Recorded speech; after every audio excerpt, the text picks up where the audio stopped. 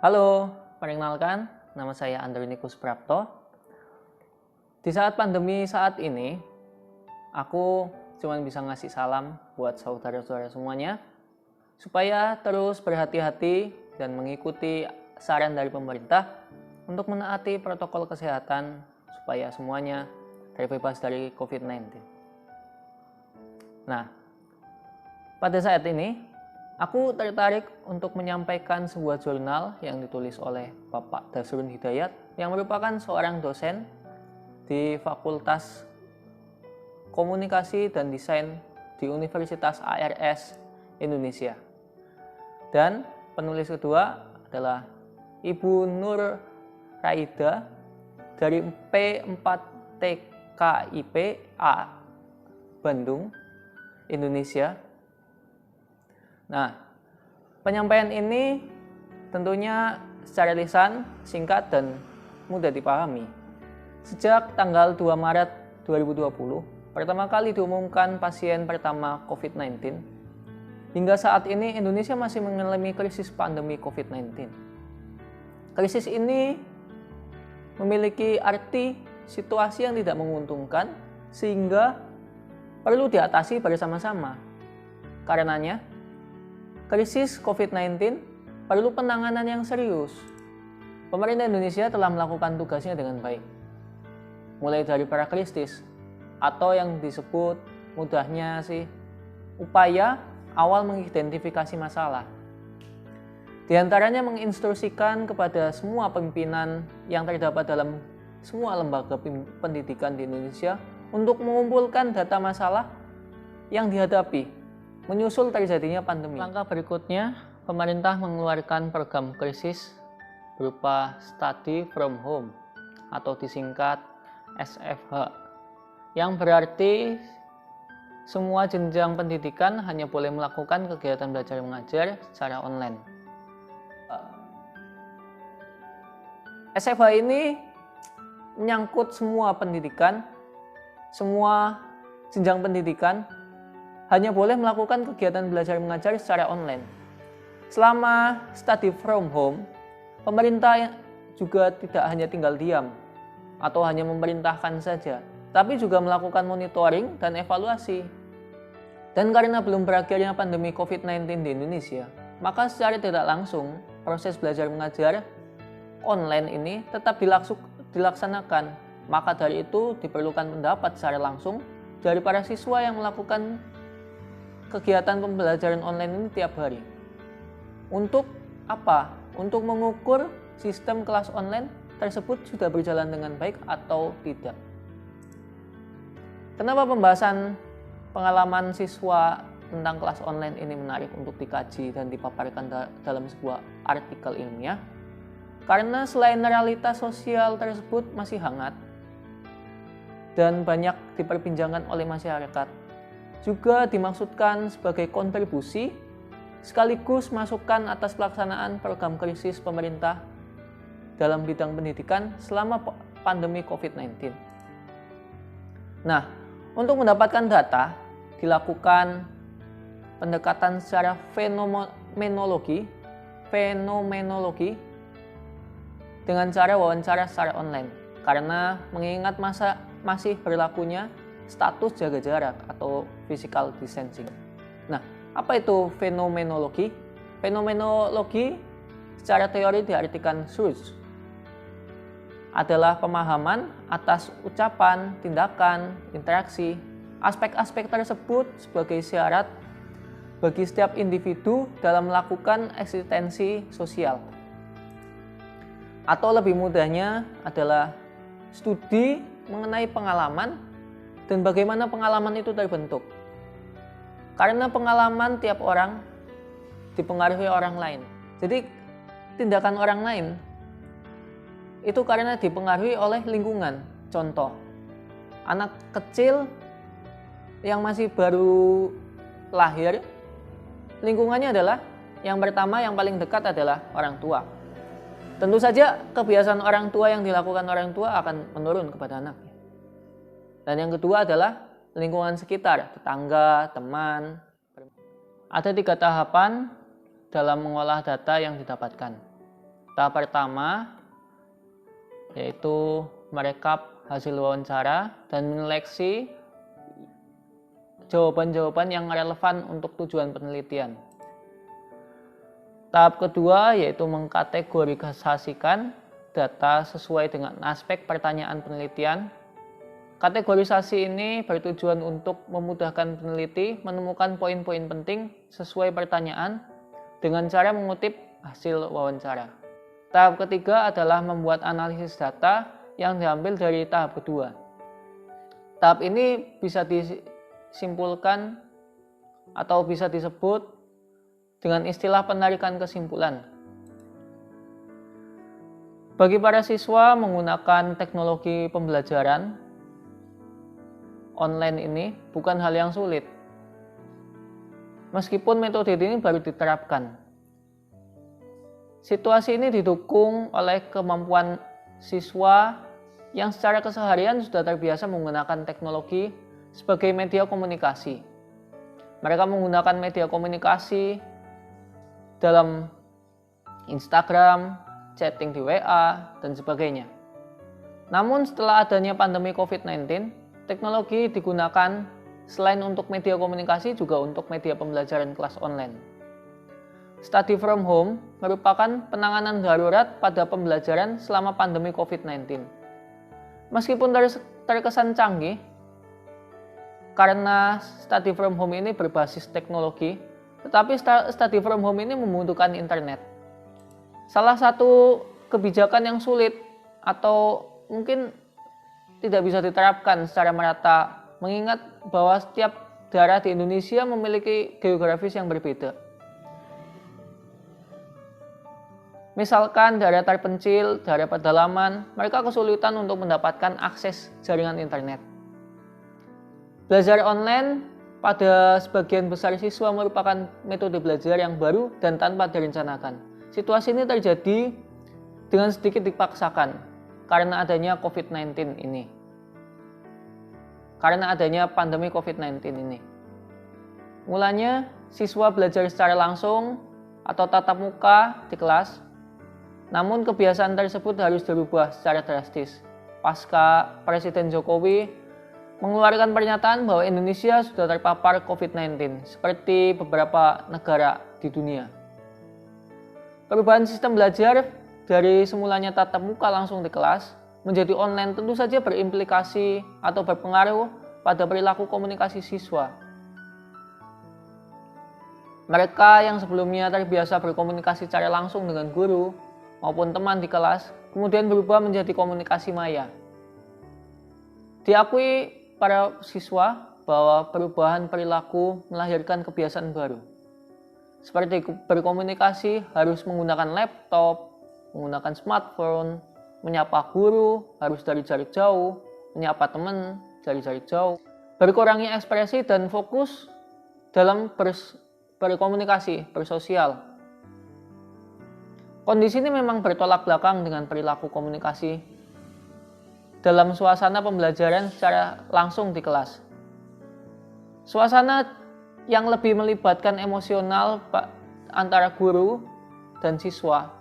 Karena setiap siswa maupun guru dapat menangkap pesan-pesan nonverbal seperti bahasa tubuh, ekspresi wajah, dan lainnya. Gambaran ini pernah diungkapkan dalam sebuah penelitian yang menjelaskan bahwa perilaku komunikasi guru sangat menentukan kemampuan siswa dalam menerima materi di kelas. Misalkan guru tersenyum, dapat diartikan oleh siswa bahwa guru sedang memperlihatkan ekspresi bahagia. Guru yang senantiasa melakukan kontak mata dengan siswa secara bergantian dimaknai bahwa guru memberikan perhatian kepada semua siswa. Gambaran tersebut adalah dua suasana berbeda yang juga dirasakan siswa ketika mengikuti kelas online selama pandemi COVID-19 ini. Siswa sepakat bahwa sistem online membuat situasi belajar lebih rumit. Situasi dirasakan siswa ketika mereka harus membiasakan diri untuk mengerjakan tugas dari tiap mata pelajaran. Ditambah deadline tugas yang bersamaan dalam rentang 1 pekan. Kerumitan bertambah lagi ketika mereka harus mengerjakan tugas tersebut secara mandiri tanpa ada teman diskusi, seperti halnya belajar tatap muka di kelas. Hal ini selaras atau sejalan dengan hasil penelitian sebelum yang menyatakan bahwa belajar online membuat siswa kesulitan untuk melakukan diskusi sebagai bentuk pendalaman materi. Bagi siswa, diskusi secara online memiliki banyak keterbatasan waktu. Kadang juga keterbatasan sinyal membuat komunikasi sulit. Potret yang dialami oleh para siswa ini menggambarkan bahwa siswa belum siap mengikuti mode e-learning atau pembelajaran online. Padahal sejatinya e-learning atau pembelajaran online mengajarkan kemandirian pada siswa dan mampu menumbuhkan motivasi belajar. Motivasi belajar tumbuh karena ada faktor pendorong yang baik dalam diri siswa, maupun dari lingkungan sekitar, seperti teman sekolah atau guru. Faktor eksternal pada umumnya memegang porsi yang lebih besar, karena lingkungan mampu mempengaruhi internal siswa. Misalkan siswa yang malas belajar, sulit untuk memahami materi, namun karena adanya pertemanan di sekolah, kesulitan itu mampu berubah menjadi motivasi belajar. Ini akan memacu dirinya untuk lebih baik dalam memanfaatkan waktu diskusi dengan teman maupun guru kelas. Internet ini pada prinsipnya menghasilkan sinyal yang dapat dimanfaatkan pengguna jaringan. Namun kelemahannya, tidak semua daerah mendapatkan sinyal yang sama kuat.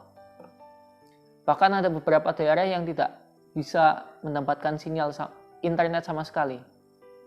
Situasi ini dipengaruhi oleh faktor geografis tiap daerah yang berbeda-beda.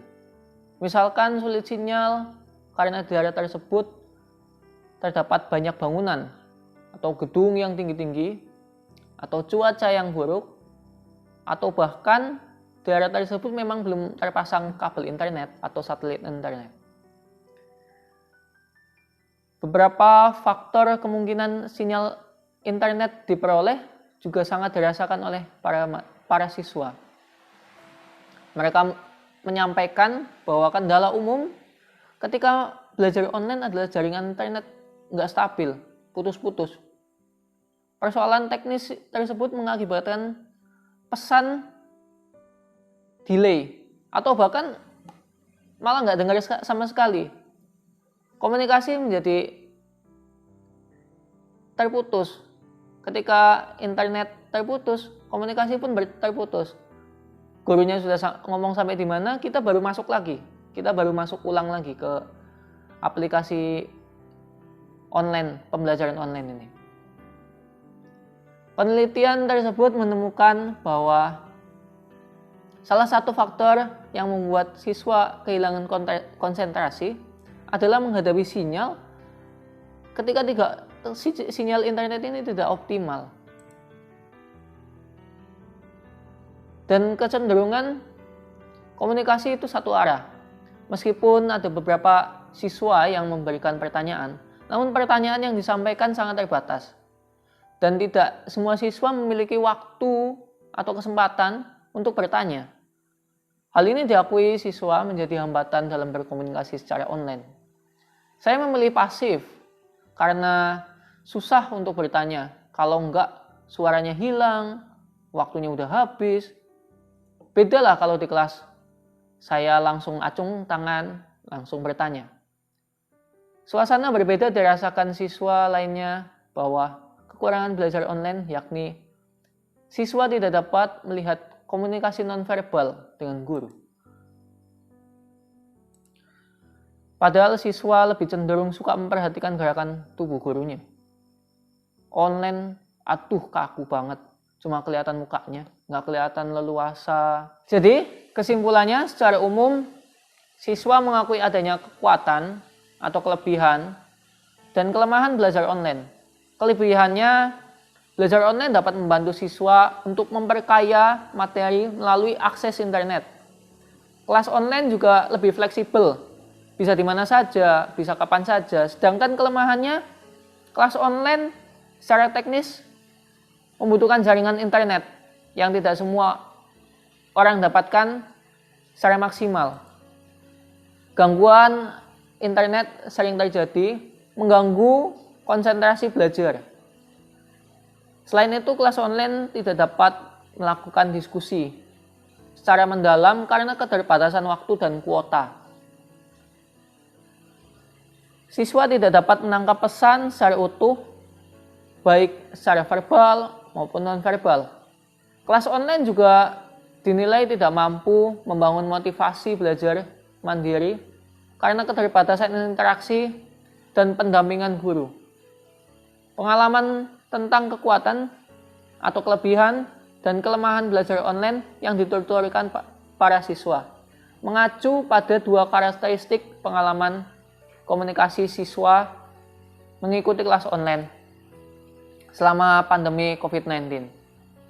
Yang pertama, siswa yang lebih nyaman belajar online kecenderungannya memiliki konsep diri tertutup atau membatasi sosialisasi, pasif mengikuti kegiatan sekolah. Atau yang kedua, konsep diri siswa yang memilih pembelajaran tatap muka langsung di kelas adalah siswa yang mengakui dirinya sebagai pribadi yang ramah, suka bercengkrama, suka bersosialisasi, dan suka mengikuti kegiatan-kegiatan sekolah. Hasil penelitian ini tentu saja masih dikembangkan, karena tiap daerah memiliki karakteristik berbeda. Selain itu, subjek penelitian ini adalah sekolah menengah pertama yang ada di Bandung, sehingga masih ada peluang untuk dilakukan penelitian selanjutnya dengan fokus serta subjek yang berbeda. Sekian pembahasan tentang jurnal yang berjudul Pengalaman Komunikasi Siswa Melakukan Kelas Online Selama Pandemi COVID-19 ini. Saya berterima kasih kepada Bapak Dasrun Hidayat dan Ibu Nur Aida yang telah melakukan penelitian dan menuliskan ini pada sebuah jurnal, karena jurnal ini memberikan pengetahuan baru kepada saya dan tentunya kepada teman-teman semua yang telah menonton. Sekian, sampai jumpa.